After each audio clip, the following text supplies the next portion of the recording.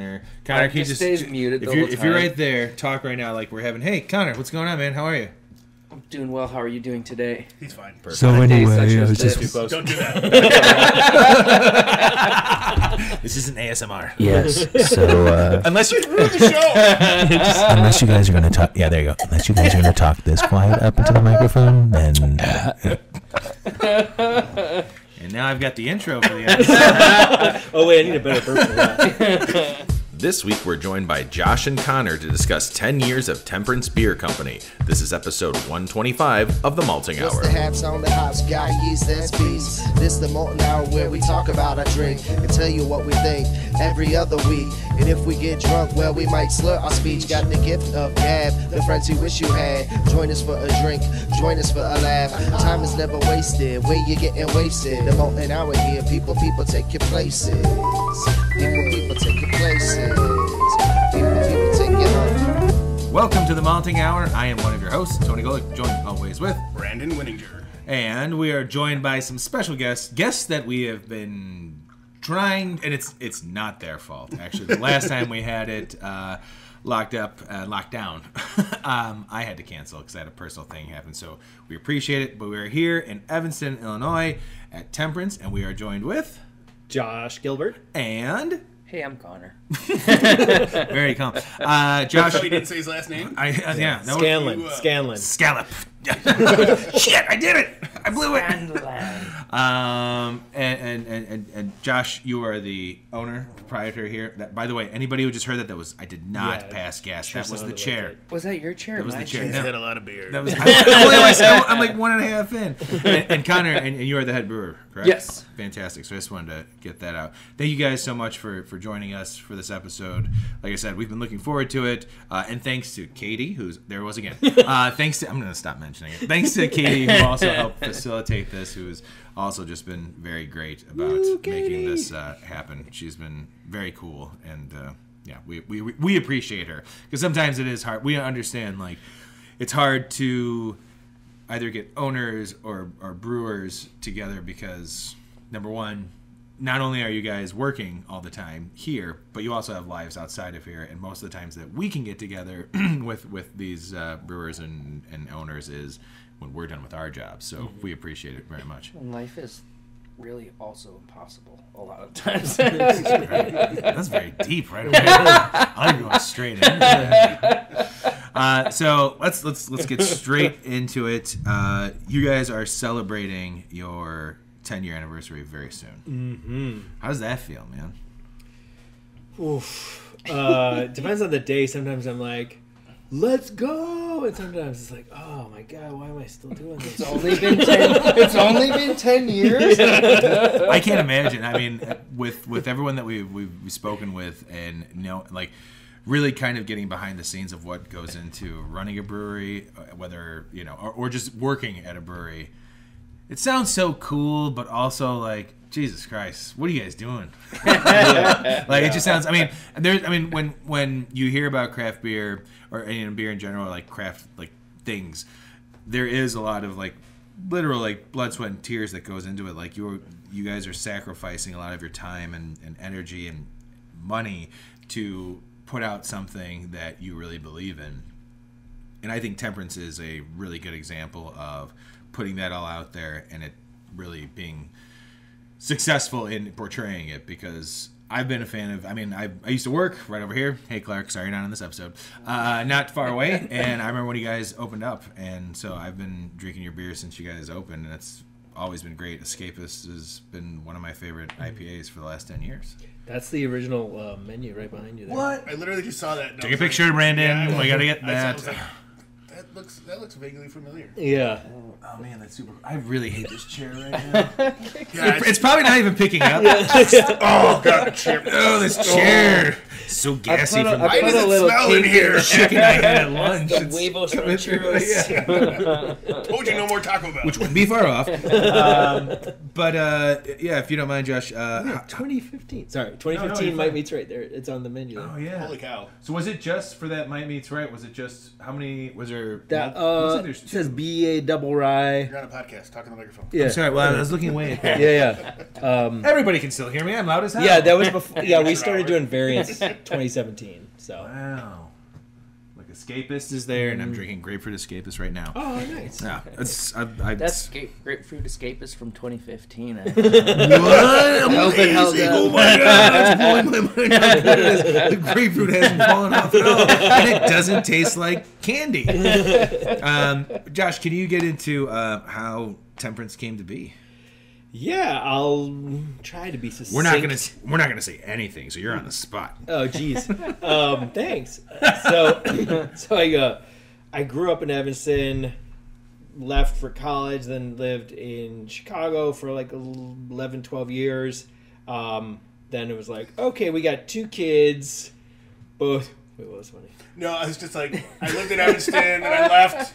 Lived in Chicago, made that big jump. That is a jump, though, man. If you grew up in Evanston and you go live in Chicago, I mean, that's kind of 2 worlds. Because I was still processing, like, oh, whatever, we went to college. And he's like, oh, then I moved to Chicago. I'm like, okay. I did not go to college in Chicago. I was all the way on the East Coast, a totally different time zone. There you go. Wow. 1 hour ahead. What? But yeah, no, it was jet lagged. He's still recovering, guys. Give him a break.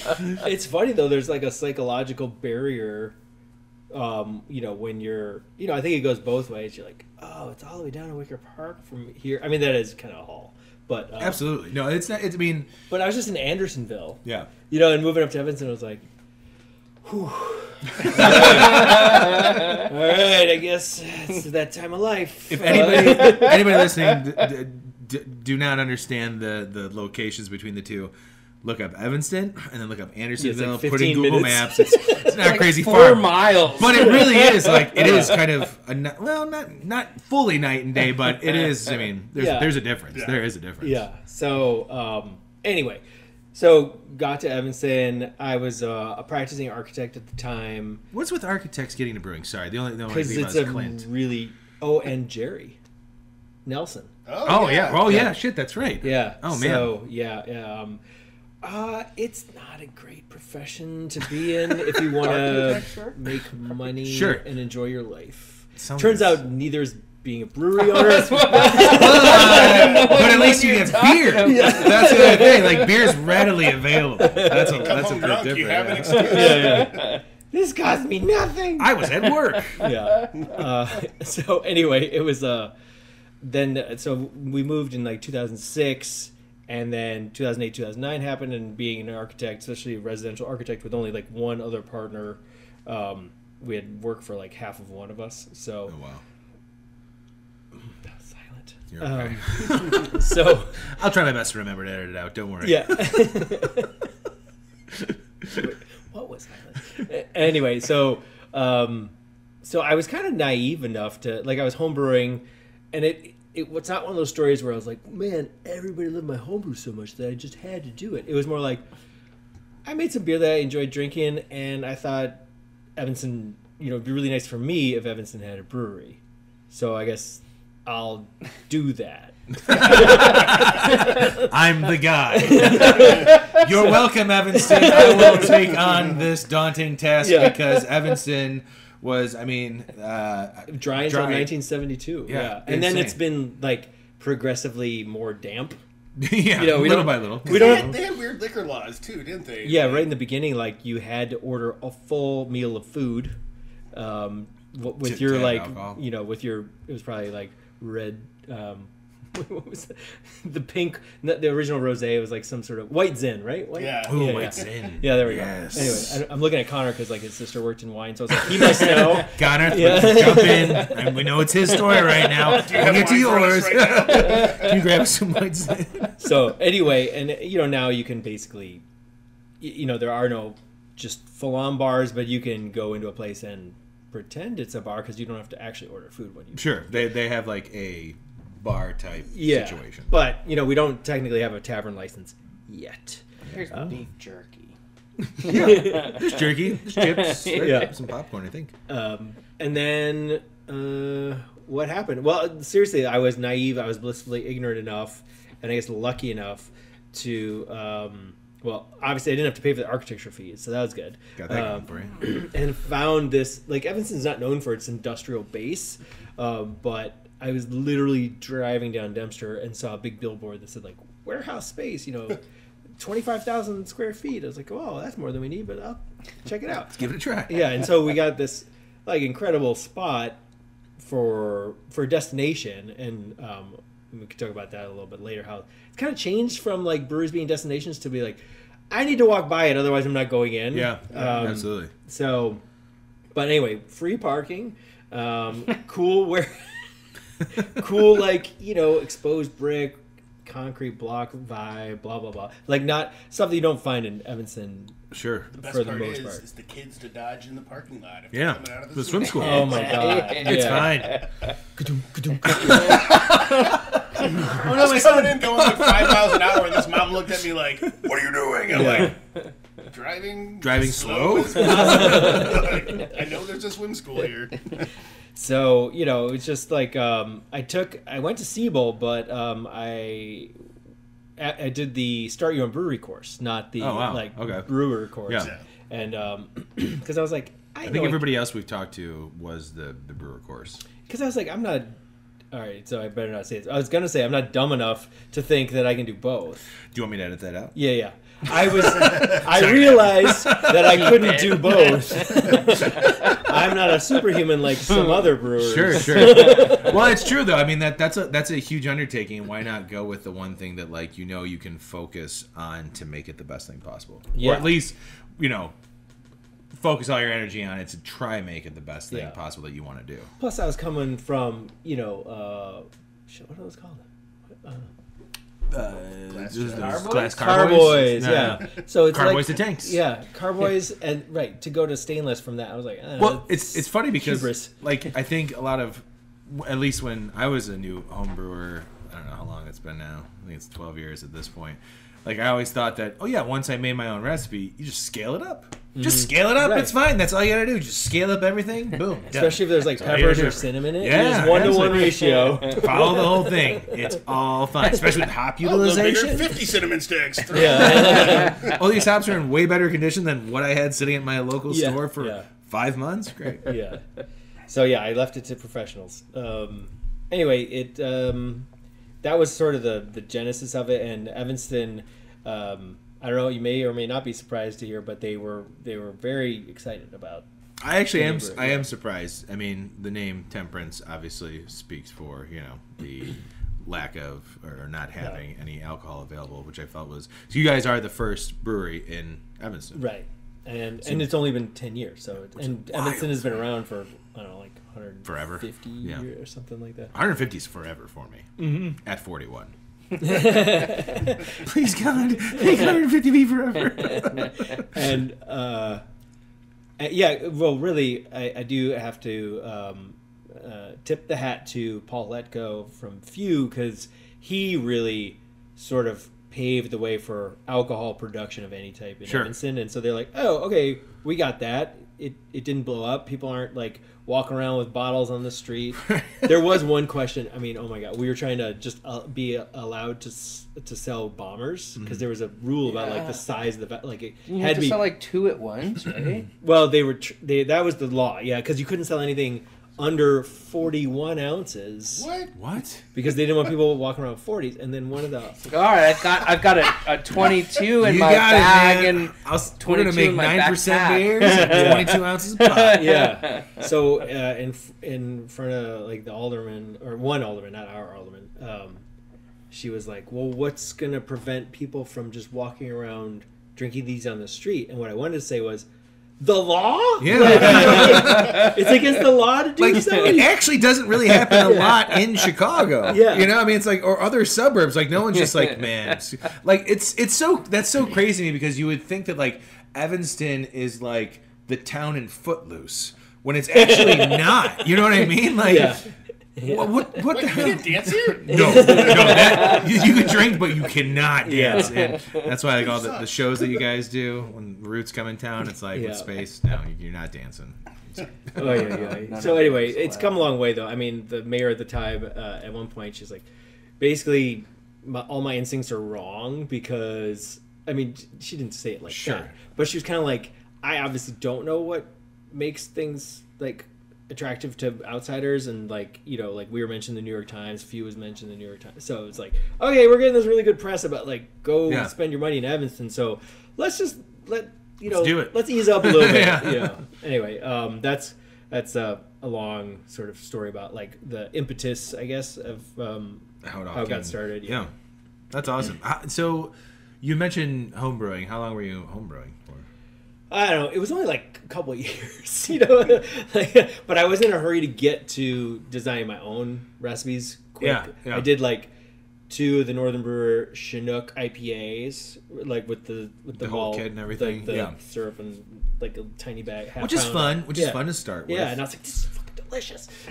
That's better where I started. I had a Mr. Beer kit. I was just about to drop a Mr. Beer. Dude, my brother-in-law and I, we were so ready to do our own thing that we got a Mr. Beer IPA kit, and then we found like someone's clone recipe for a 90-minute IPA from Dogfish Head, and we're like, we're gonna throw a hop, we're gonna dry hop the shit out of that. But the thing is that we were using like whole cone hops, not like I have a picture of like when we were like pouring, we're like, this beer is not good. You guys are dumb. Yeah, and then there's like all these like hop leaves. You're just putting them in every minute for 90 minutes. No, we didn't. 1 pound a minute. No, we didn't even do that much. It was just like, just dry hop the hell out of it. It's gonna be great. It was not great. It was not great. We did like 2 more kits like that, and then my brother-in-law who lives out here, and he's an electrician out here in Evanston, Skokie.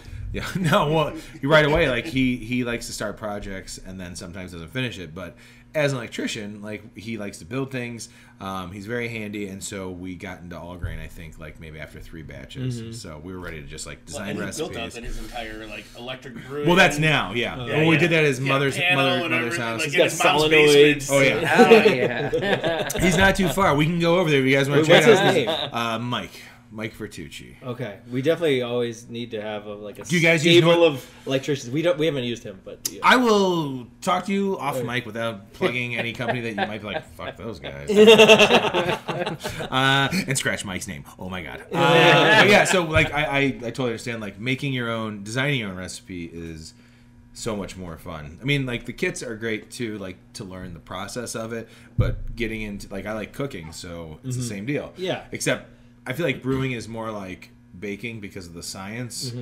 Like you can't just like do something and be like, just throw some more salt or throw some more of this, and it's fine. Like you could kind of do it post fermentation, but you mess it up, it's a bad beer is a bad beer. And I still love cooking, and I was a bartender, and then I got really into. I'm like, ooh, it's fall. What spirits do we have? Yeah. But that's me now. And like I always record because maybe it's gonna be awesome, and I want to be able to do it again. So I'll record all the ratios and all that stuff. But with the coming up with the recipes, I was like, I don't know what I'm doing. So I would just literally again on Northern Brewer, and download the all grain recipe sheets to kind of see like, okay, what do these 5 IPAs have in common, and what are they playing around with, and then I kind of use that to play around with recipes, like my own recipe. Like, all right. I think the best Northern Brewer kit that I ever got was that Woot Stout. Oh yeah, the Woot clone. That was a lot of fun because they gave us the oak chips. We just had to soak them in some bourbon, but it was like a big. I mean, it was an all grain batch. Yeah. It was pretty neat. We did a good. So they've got like for people that are starting out that are like wanting to brew, like Northern Brewer is like a good resource.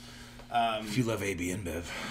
That was they sold it. Oh, that's right. Did? Never mind. They sold it. Yeah, I think they sold it off. It's that. Independent again, and then. Also, I don't care about AB InBev. It doesn't matter if you like it or not. I go to Bud Light's delicious. Shout out to Gnome Brew. I go to Gnome Brew in Chicago. Hell yeah. Yeah, Gnome Brew is great. Dave over there is awesome, and they use like 99.9% of the time I have everything that I need, so it's pretty awesome. You guys should really try to get a sponsorship after that. Shout out. You may or may not have approached him. We understand. We know where money goes with businesses like that. It's tough. Yeah. So I'm gonna pivot right now because we had you on the hot seat. Yeah. Now we're taking the heat off because we're coming back to Hurry, you. pour. Yeah, you better pour that beer, Connor, because now it's on you, buddy. How and where does your journey start? Well, back in 1986. Cool. So we're not that far in age. I like to hear that. No, I. Yeah. How did you get into brewing? Tell me about the food truck. Yeah, so I had helped a buddy. That was, by the way, a giant jump from 1986, how to get to brewing, start with food truck. Well, I was 1 year old. And, it's like, man, you know what Chicago needs? Food trucks. And I said, nobody. Give it, 25 years. I had helped a buddy start a food truck, and then it kind of now defunct. But it was the first one in Chicago. Oh yeah, right? it was. Oh, yeah, really? it was the first cook on board food truck licensed in Chicago. Yeah, Roach coaches What are was the cool. food truck? but, Yeah. the salsa truck was the name. Okay. Right on. And I'm trying to think if they ever came to Fishman's. definitely came to Fishman's. So I used to do the marketing for Fishman. No shit. Yeah. Yeah, I know. I used to I drink know we there. went there twice, for sure. I was like, that sounds really familiar. And I think that might have been where we met Jason Monk. Jason Monk did some welding on the truck, and Okay. He's illuminated. yeah, Oh yeah. it was This is like a mind-blowing experience. yeah, it was really kooky. I was home brewing. How long were you homebrewing for? Or when did you? How about this? When did you start homebrewing? 1996. As soon as I was born. We started the truck in 2012 or 13, and we had all this extra space. So we're trying to start a commissary, and it's all right, let's rent this space, and it was not built out, but we had a lot of gas. I was all right, well we're food guys. It's all right, we can homebrew. What was the spot? Brew and Grow was right down the street on yeah. Kedzie? yeah, Kedzie. no. Oh, that's Oh, the other you're one. fine. The down so our spot was in the West Loop. Downtown, yeah. Yeah. Remember that spot. And R.I.P. so we just kind of nerded out and spent too much money. This is the greatest description of how you came to be a brewer. This is the best how brewing story ever. So the restaurant closed, but now I have a job brewing. So here I am. All right, we'll go to break. We'll be right back. The good news is he's obviously learned his lessons, because anytime there's any loss, he's like, that's just money down the drain. Smart.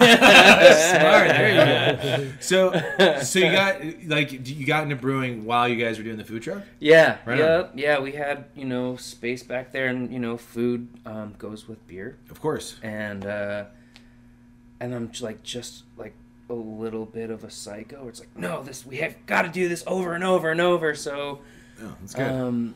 it just became something I really hyper fixated on, and yeah, I guess that's. Wait, so Oh yeah, so how did I get a job, dude? Yeah, that's right. I'm glad you got me on that, because that was the next question. Yeah, where did you go? So because then the food truck, that was it. It wasn't happening anymore. It was still happening, weren't but doing it I anymore. broke my back, and Oh, that's a serious. so I couldn't stand on my feet all day. That makes in a sense. Back brace, and I wish everybody could see the motions that you were doing, and how it would be if you could. Stand. yeah. So it's kind of laid up, just kind of watching things. Man, this kind of sucks. Kind of.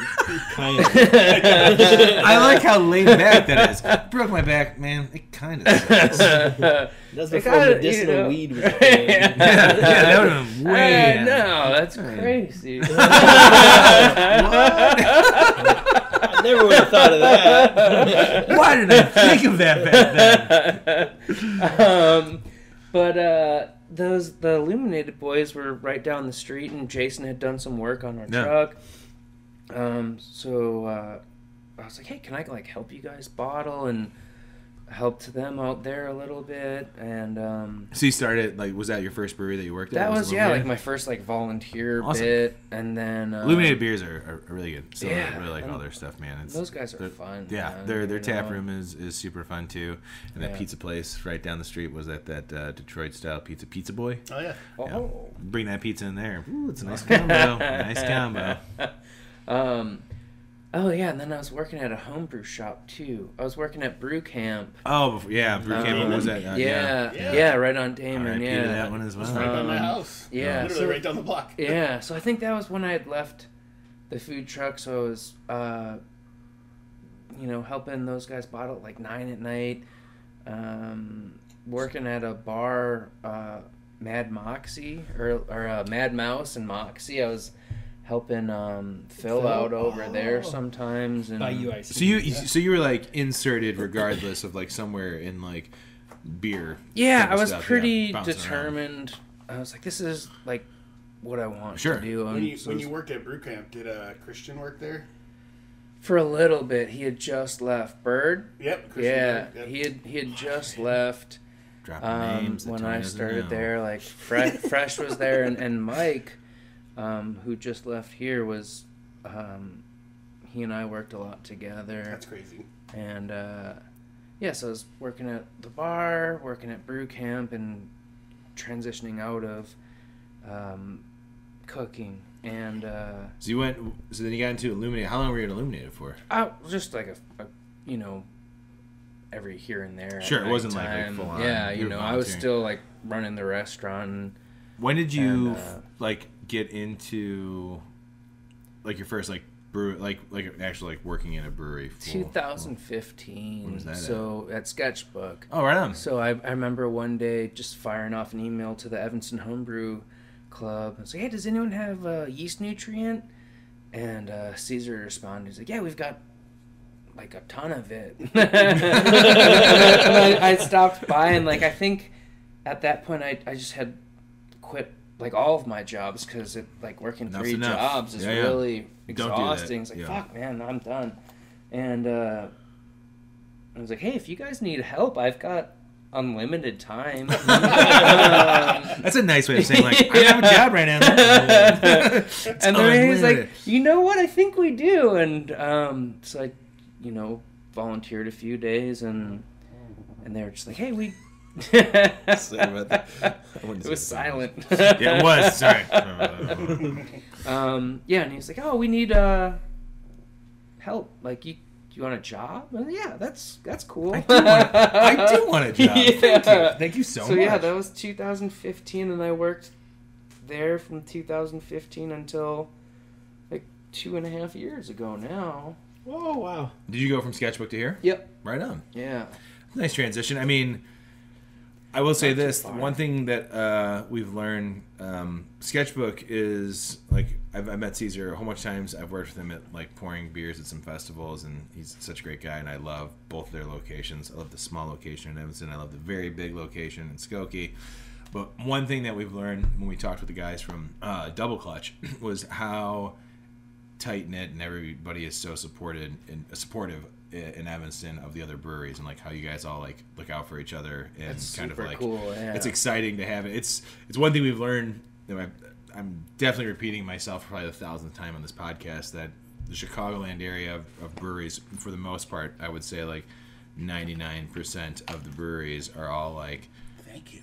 looking out for each other. You know what I mean? Like it's not like competition as much as it is like a community, which is super cool. It's so cool, and so that's nice. That's cool to hear that you went from Sketchbook. You just moved over here to Temperance because you guys aren't that far apart. No, and I lived in Rogers Park at the time too, so it was like, all right, the exact same amount of miles from where I live. Try to silently open that up. Yeah, it makes it even easier. All right, well that's awesome. That's super cool. I'm gonna cut your story off right there because we're gonna take a quick break, and then we're gonna get into the 10th anniversary and what the hell is going on. We'll be right back. Hey guys, time to get in on the action for the biggest moments in basketball with Prize Picks, America's #1 fantasy sports app. Just select 2 or more players, pick more or less on their projections, place your entry, and win up to 100 times your money. Right now, Prize Picks will match your first deposit of up to $100. Just download the Prize Picks app and use the code GET100. That's code GET100 on Prize Picks for a first deposit match of up to $100. Prize Picks. Pick more. Pick less. It's that easy. Hey there. Did you know Kroger always gives you savings and rewards on top of our lower than low prices? And when you download the Kroger app, you'll enjoy over $500 in savings every week with digital coupons. And don't forget fuel points to help you save up to $1 per gallon at the pump. Want to save even more? With a Boost membership, you'll get double fuel points and free delivery. So shop and save big at Kroger today. Kroger, fresh for everyone. Savings may vary by state. Restrictions apply. See site for details.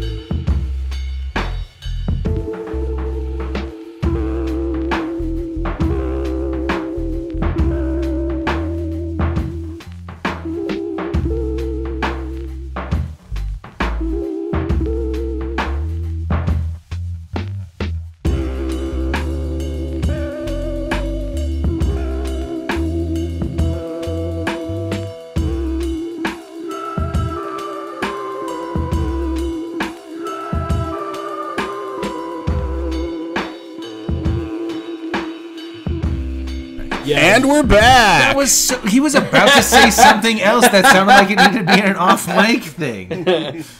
It's okay. I've been recording for the last I know where to add it. Bring it back in where you say and we're back. Never turned it off. I was just gonna say that there are some things that aren't on your list. Oh, okay. So hey, that's exciting. We're back. I take my and we're back. We're sitting in the back of Temperance with Josh and Connor. No, I got him. Oh wow, you really did. He caught a tiny little bug. So high five. Did you get transferred? Oh, yeah, boys! Little fruit fry. This is nowhere near production, just so you guys know. Good. I'm gonna cut that part out. Yeah, they won't understand because there's no visuals. Exactly. I think it's hard to do that in a podcast. So it's not worth explaining. I mean, I tried to. I tried to go play by play.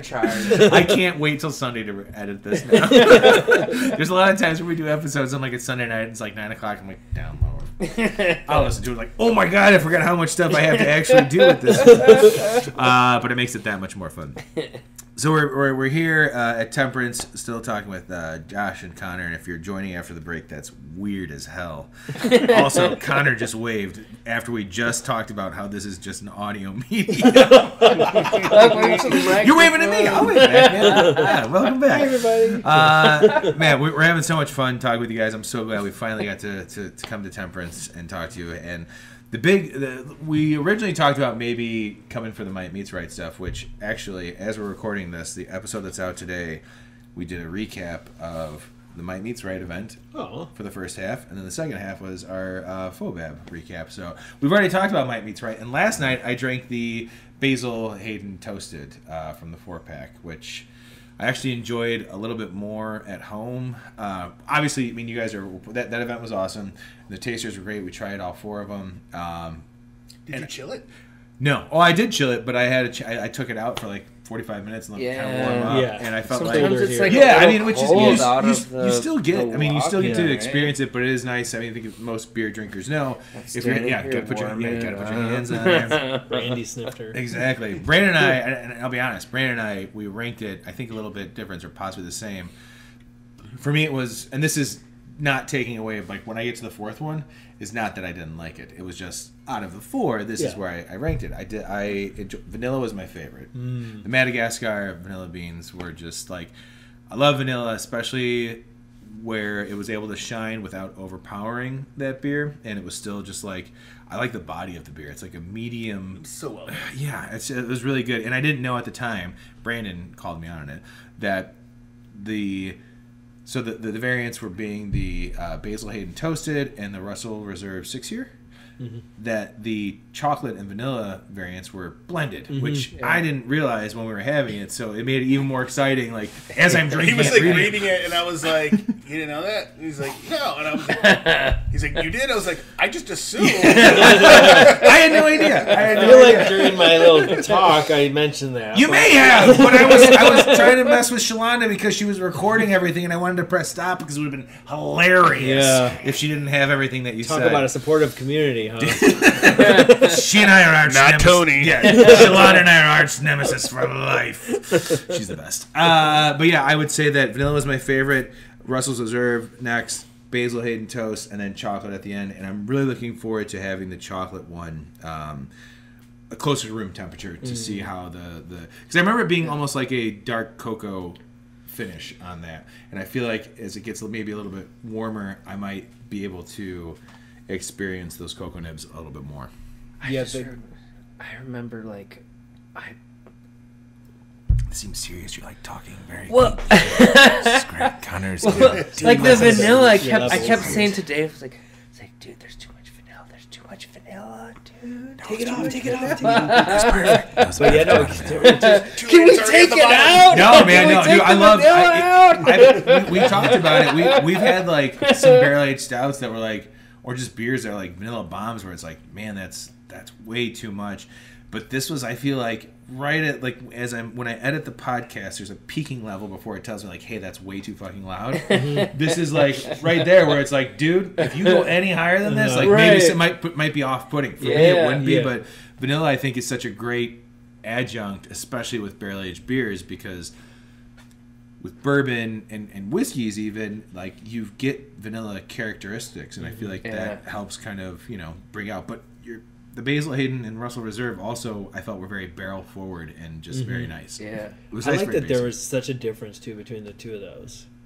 And I was with you. Like my top two are, it was Russell's Reserve then vanilla, but same basically. I liked that rye barrel. Yeah, it was very good. So when we were tasting straight from the barrel, we were like, ooh. And it's crazy because you gotta wait like 10, 11 months to try, because like, did we do it right? The process in March is not going to tell you much, Hope this works out. Fuck, I hope it works out. I know. But yeah, I mean, when we tasted them, it was we both we loved the Basil Hayden, and then because we both actually liked the Basil, like, just Basil awesome. Hayden in general. And then we had the next one. I'm like, holy shit, is this a different beer? This is like, this is better. Crazy. I feel like the Basil Hayden really took on. I feel like now we're repeating ourselves, but the Basil Hayden really took on the barrel.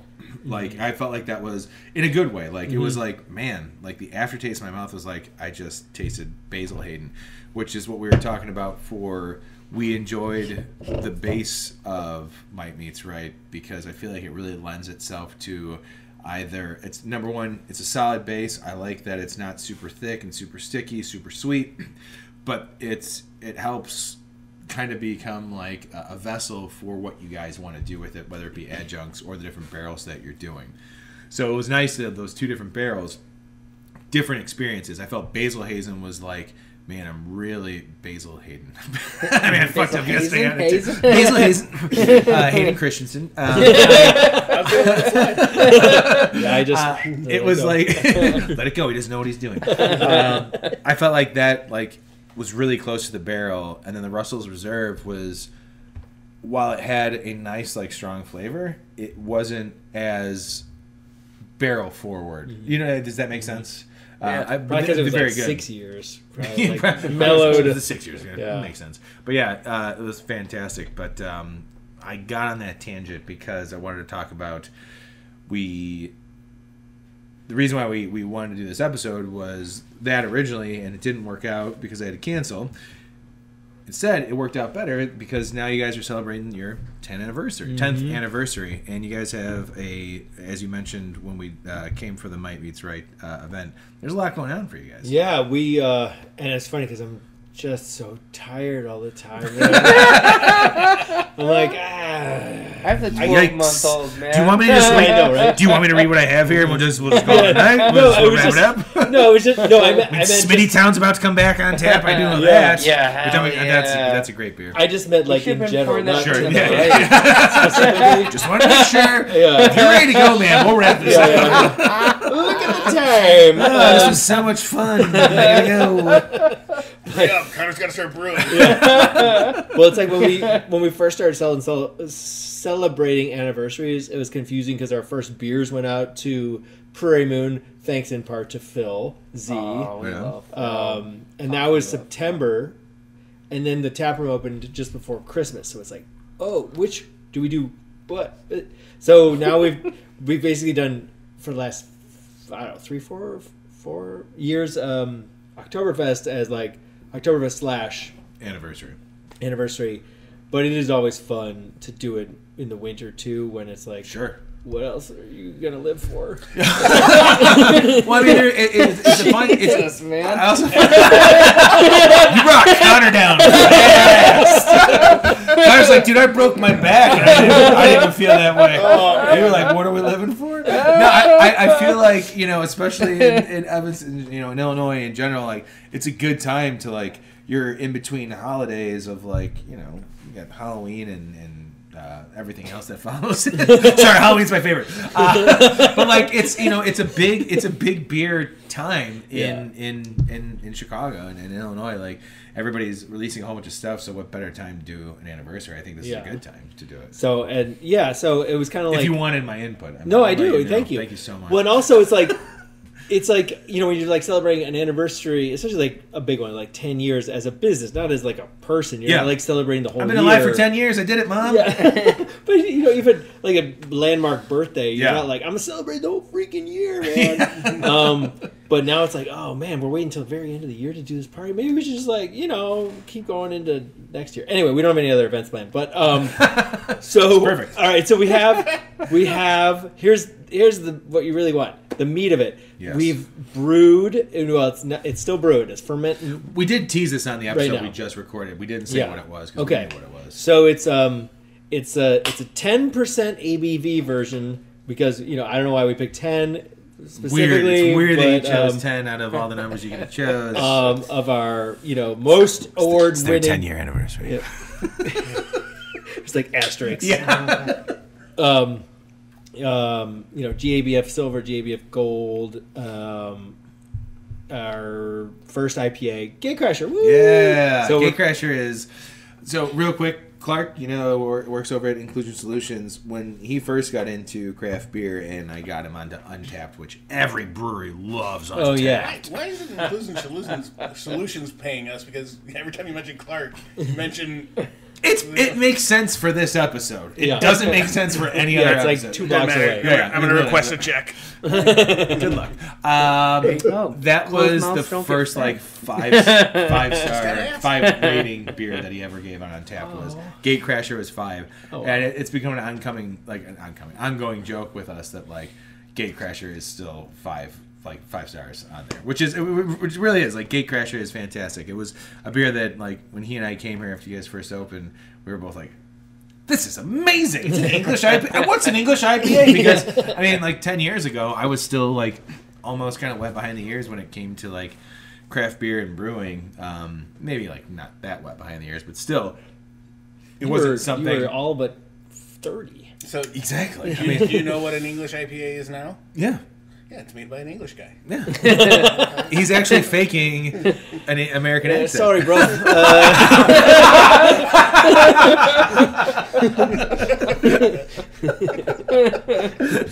was good. I'm super excited for that. Like, you know, Revolution does their big anti-hero now. Oh, Unsatiable. But now it's like they don't necessarily do Unsatiable, but it's basically an imperial anti-hero, which is like I haven't tried that. Insatiable. It's insane. When that first came out, I was like, whoa! What are you guys doing? Give me more. Well, it's like when I remember getting Hop Stupid from Lagunitas when it was Yeah. like in the bombers, $5, 9% beer. We were like, what? Like, this is gonna wreck my mind. Stupid right now. Yeah. Talking about stupid. That That's the was greatest, man. Yeah. It really was like that was so much fun. But that's not what we're talking about. We're talking about. So yeah, what did you choose Gatecrasher because that's the flagship beer, right? Yeah, it just made sense. Yeah. Even though it wasn't around when we first opened, it came soon after. Sure. Like soon after, like once everything like. Oh, so you're saying it wasn't like available when you first opened in general, like here, like the tap room, the first night it was not available. What else would you be talking about as far as open goes? Right. It's okay. I wasn't gonna. Sorry, man. That's 2 times. Don't beat yourself up. I'm so embarrassed. Can't believe we're doing this episode. I think I'm excited about that. Like when I think Katie had told us earlier this year before we, were trying to do this that was what was coming. Lips were sealed. We told nobody. I told everybody. What the fuck? Told my wife. In episodes, like since August, there's been like 10 I just told my wife episodes. and kid. My wife doesn't care. My 4-year-old told all his friends. He at told school. everybody. Wait for Temperance. But the 10% Gatecrasher that's awesome. it's kind of ridiculous though. Yeah, no, it really is. A triple English IPA. But that's fun though. Like I have to imagine that. We were just here, on a Monday. We're here recording on a Monday night, and we came in about 5:00, and there was at least, I'm sure there was other regulars, but when we got here at 5, and when we met up with you guys a half hour later, I think it was like 3 or 4 regulars that came in. So I feel like even people like them are gonna be like, oh man, that's awesome to try, like a 10% version of Gatecrasher. And we're doing it in tall boys. Of course. Jesus, that's even cooler. That's fun. Like I know I'm gonna come back for that. I'm looking forward to it because Gatecrasher has a special place in my heart. Working here in Evanston at that time, and that was when I was into homebrewing and craft beer, and like coming here and I'm like, hey, it's the first brewery. Like I think I talked about it in the last episode. Like, and I told you like I got to stop in. While you guys are building this place. So I was like even more excited. I'm like, I work across the street from a brewery. And where was that you worked? Inclusion Solutions. They have all your election needs. Let's keep talking about Clark. Who fired you? And like, and you're still friends. He did fire me. Damn you, Clark. Is it a layoff or No. was your position terminated? I think that's how it was told to me. But in the long run, it worked out better for me. I had a lot of good experience there. The position and you. I am still very good friends with everybody at Inclusion. It's the only job I've ever been good friends with. Like, you're gone. I'm like, well, fuck you guys. And a couple years, I'm like, you know what? I still like you guys. Wasn't it like the day you got fired? You're like, hey, we're going to a Bernie. The next day, we went to a Bourbon County event at Sutherland's up in Clark and I did that. Portage It was Park. great. All right, let's get off of Inclusion Solutions. What else is other than the 10-year anniversary? No, it's all right. That was good. Other than the 10-year anniversary, you've got like other things lined up as well. Well, yeah. So the Gatecrasher 10 comes out December 1st. Oh yeah, I should have and said then that. 2 weeks later. No, it's okay. Sorry, man. You're beating yourself up too much. Blowing this, dude. It's those grapefruit escapists, man, before we started. Ethan. So I'll talk to him later. 2 weeks later, we're gonna actually have the anniversary party. Awesome. And we got we're gonna have the whole place open. We got this incredible 80s cover band, members only. Sweet. Oh, I've heard of that. Right on. Yeah, and they're gonna be in the back, and we're gonna have some historical. Or actually, I think it doesn't matter. It's going to be a taproom playlist. Doesn't matter. Just fucking be here. I saw that. Like, that I'm nerding out on. Then Yes. like I'm going to take this from the opening the last night 10 and then years, like some new shit. Like I thought that was a cool. Like when I saw that was, or you had mentioned it. Like that's a fun idea. And I realized like this is where I can tell like I'm tired because like now it used to be like much more controlled, the taproom playlist. Sure. But now we're like from 12 to 10 and like noon. It's like who cares? But like some of the music definitely that is played now by the bartenders violates a lot of the rules from the before times. Rules change. They evolve. And I'm like, you know what? I'm just a chiller dude now. So you can put your stress someplace else. I mean, you have a child. I have. Although they're fully cooked, and my daughter's 20 and my son's 17, so I don't have to really worry. Fuck, that doesn't count, man. Yeah. My daughter's 23, and that's not a stress for me. I mean, it is a stress for me, but it's not a stress for me. Yeah, right. Make good choices. I'm there if you need me. Yeah, right. Pretty You much need it. to ride home.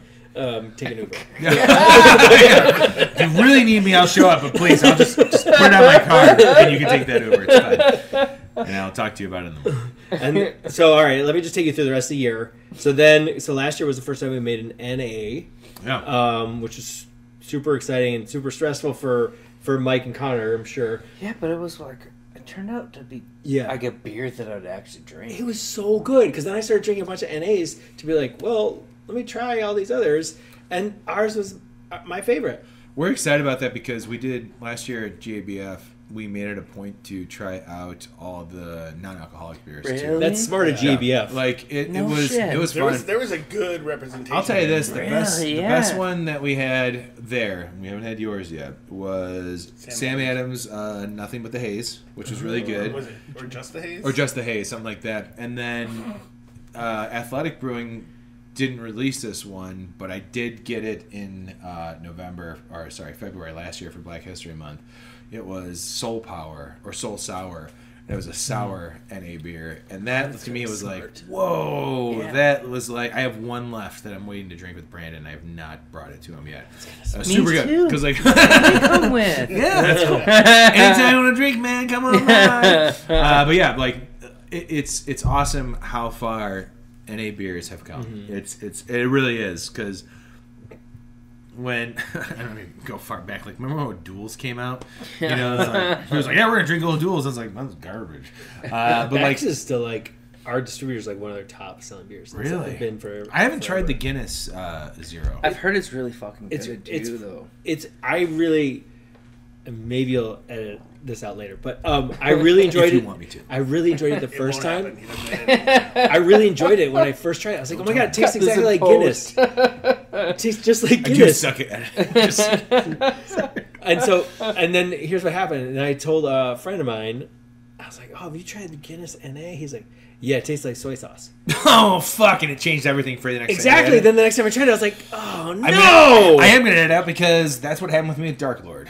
I had Dark Lord before I heard it taste like soy sauce, and then I had Dark Lord after hearing soy sauce, and I'm like, this is all I taste. Mm-hmm. It tastes like I'm drinking soy sauce. Yeah. And I've got so many Dark Lords. I drink them and never taste soy sauce. Yeah, right, get over Tony.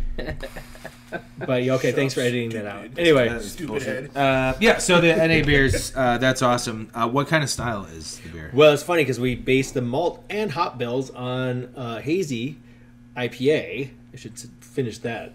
But I think when you say hazy, I think a lot of people do. I know, sure. But this is important for this story because the yeast that we used, that was like, designed to be very lazy. Lazy hazy?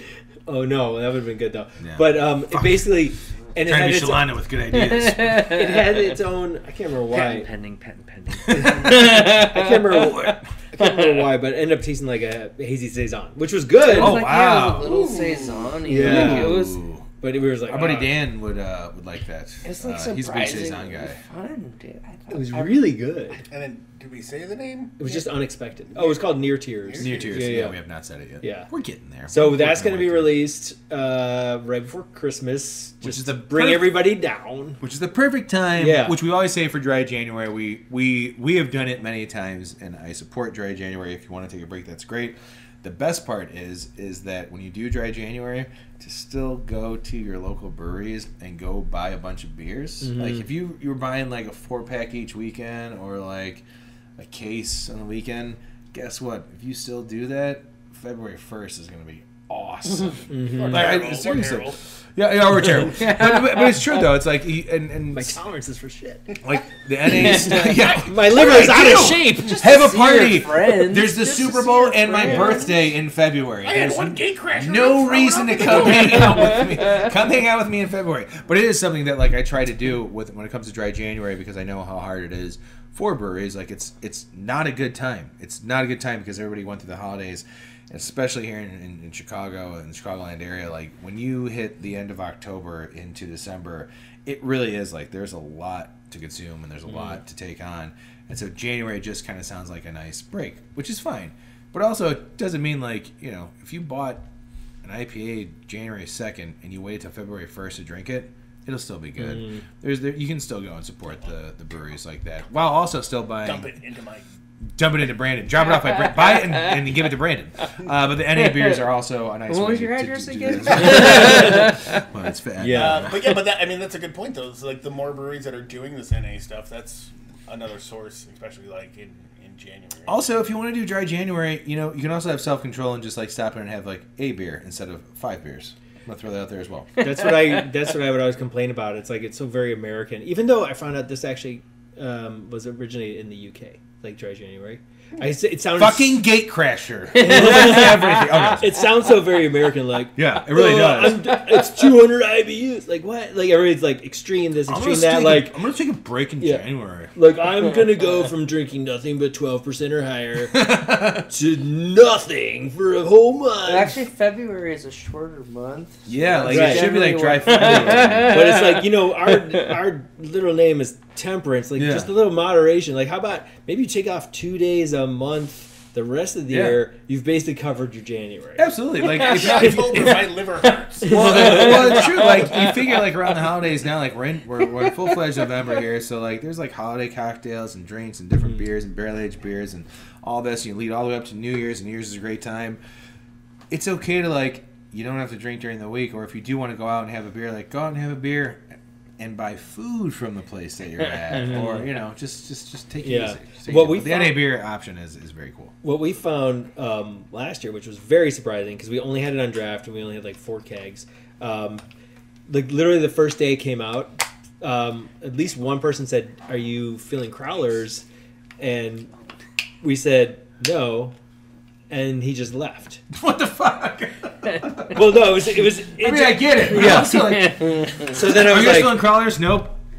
Yeah. In the turn. So then I was like, okay, maybe we should start selling crowlers, because it seems like, and I don't know if this is somebody who's like avoiding alcohol all year, or I kind of guessed that based on more people asking for crowlers, it was really kind of like, you know what, if I'm in a bar situation, they're gonna want I'll have one NA and then I'll have every other beer. So it was probably like, I'll have this crowler, I'll take it home, and then I'll be good. So it was like, oh, all right, that was, it was a little focus group. We learned about consumer behavior during dry January. But yeah, I still think they should be like, I'll have this crowler and then I'll take a case of that. And I mean, really, like, especially like, I don't know, like the way that packaging happens now. It's not like when you remember when hazy IPAs first came out and they would last on the shelf for like a month because of the conditions. We didn't know the science of it, and like they were turning purple. Like even homebrew stuff, like if you left it out, like cool, I'll pour this, and you let it sit for 24 hours, and all of a sudden it's like, oh wow, that oxidation really hit it hard. Yeah. Brown. yeah, exactly. Like it just changes, but it's like it's crazy. It's so different, and like I feel like what a great time to go and support breweries, because by the time February rolls around, sometimes, especially in Chicago, my birthday's on February 6th.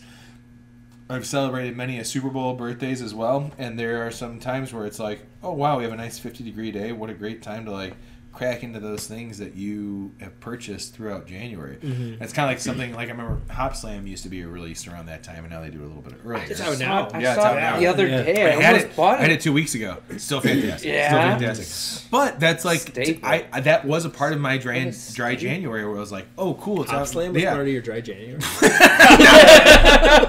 That sounded wrong. It was a part of the fact of like when I did dry January, I was like, I'm gonna. Yeah, it was one time I slammed a 6-pack of it. It was fucking awesome. No, I bought it and I was like, I know it's a triple IPA, and by the 3 weeks after I bought it, I know it's still gonna. Yeah, you did do that though. Like in one dry January, there was a dry January. I was like, I'm breaking it. I'm gonna have a hot I think we may have both been brewing on the same day, and you were like, I cracked. Yeah. And I was like, what? He's like, I cracked a Hop Slam. Because normally during dry January is when I do my sours, because once I get into February, it's nice to like, after having all the barrel aged stuff, I normally do like a cherry kettle sour beer that I have in February that's just like light and refreshing, getting me into spring. Mm-hmm. So nobody take my idea. It's patent pending. Did you write that down? What are we doing? So you got the NA beer. Do you guys have anything else that's coming up as well? Yeah, but could I do a little PSA? Please. Oh wow. Yeah, it tags along Put with his finger up, by the way. He did. And if nobody saw very it. Point of order. His children. No, I love what you say about like supporting your breweries during January.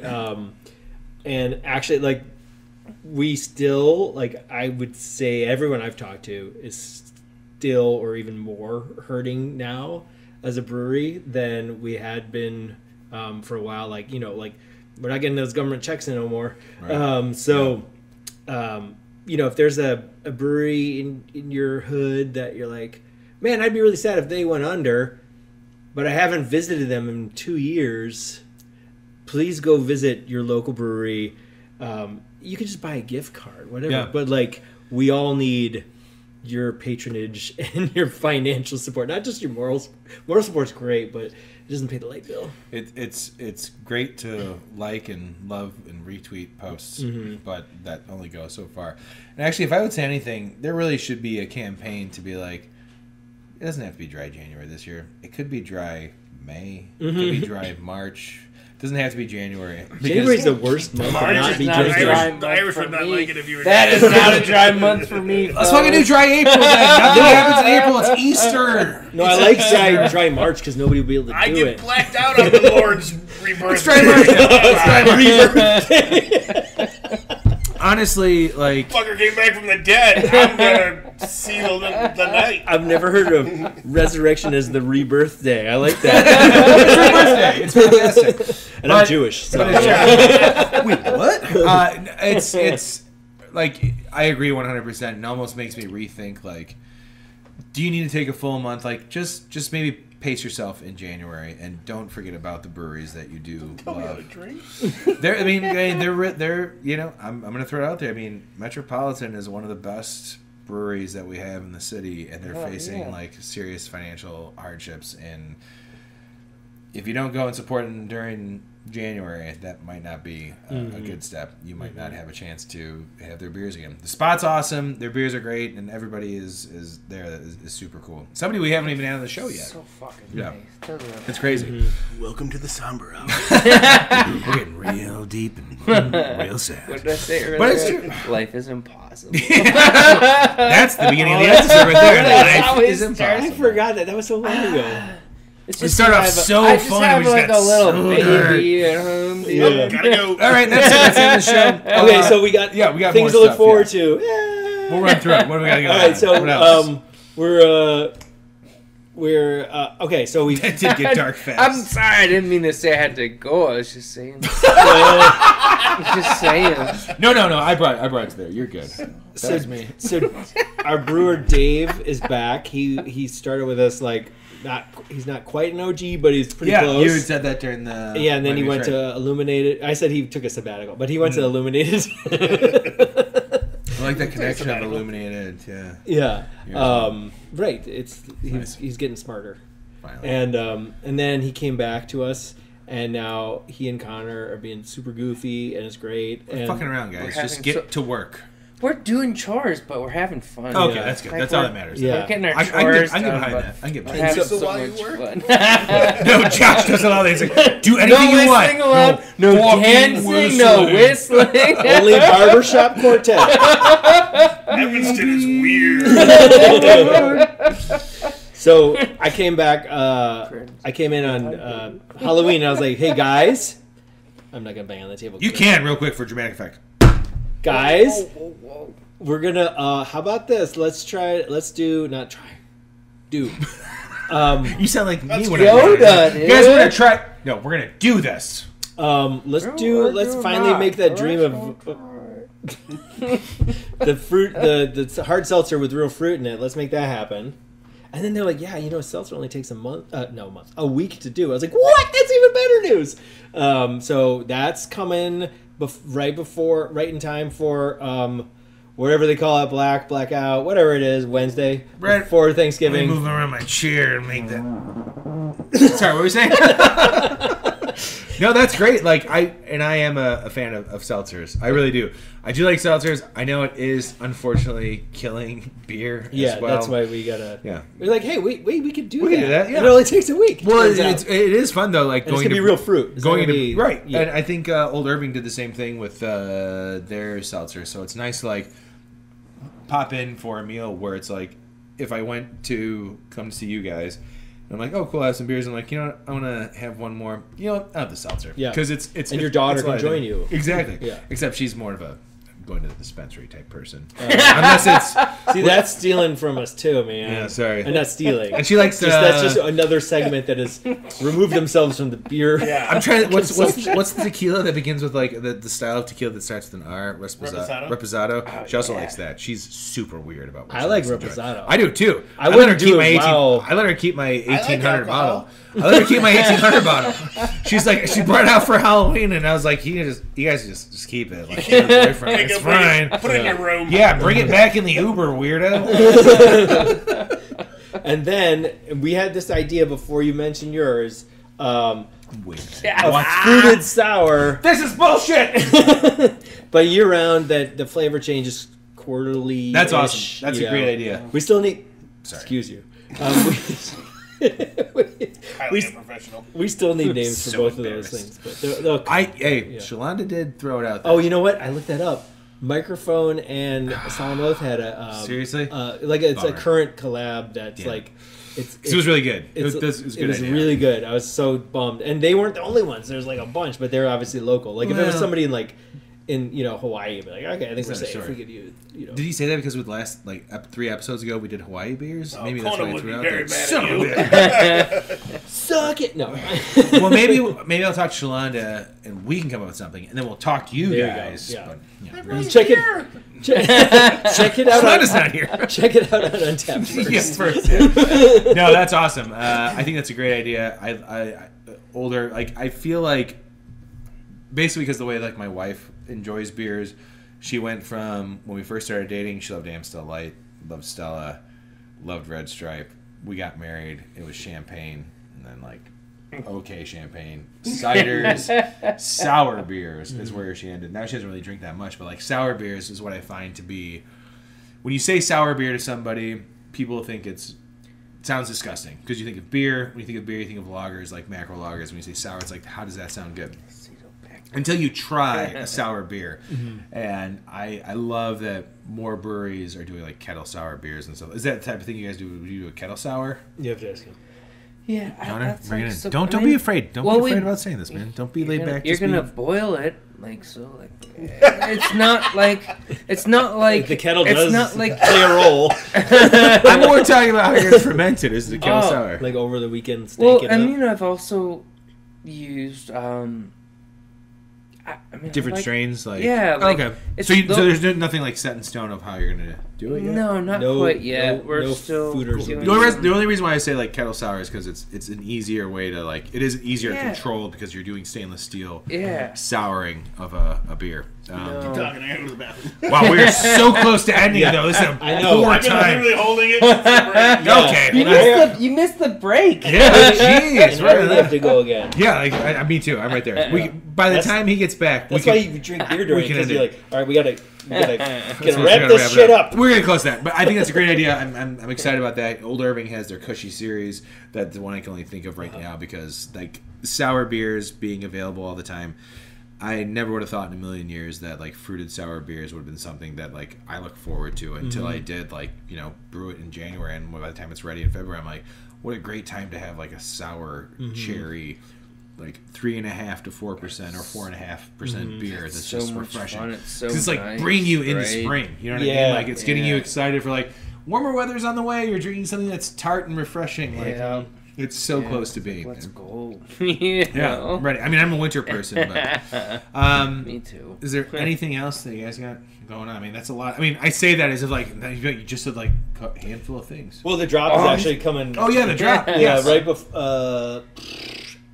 It's this month, the Friday before the week of Thanksgiving. So that'd be next Friday. Because we have to dry hop that tomorrow. Yeah. When this comes out, because as we're recording this is November 6th. So when this comes out, it's November 13th. So you guys will be doing it next week. That Friday? So the 17th? Yeah. Perfect. So this Friday, the drop is awesome. The drop's a good beer. Thank you. Is it a pain in the butt to do, or I don't do it? Oh, is it a pain in the butt to do it? No, it's like so we do it like a pretty.